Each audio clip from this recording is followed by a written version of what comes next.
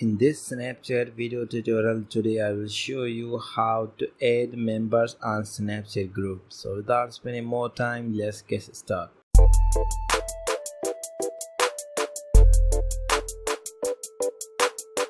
First of all, open your Snapchat group that you have created. So tap on little chat icon and now you will find the two options on the top of the screen. So tap on chat plus icon. So now you just need to scroll down and find the groups from the group session. So you can see I have created the Snappy group.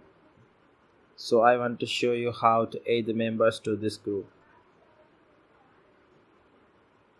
So tap on the little profile icon and now you can see all my Snapchat group members here. So if I tap on view more, so I can easily see all the members that I have already added to this group. So if you want to add another member to group, so all you would have to do, you just need to tap on the add members and now you can see all my Snapchat friend list. So scroll down and you can see all my Snapchat friends.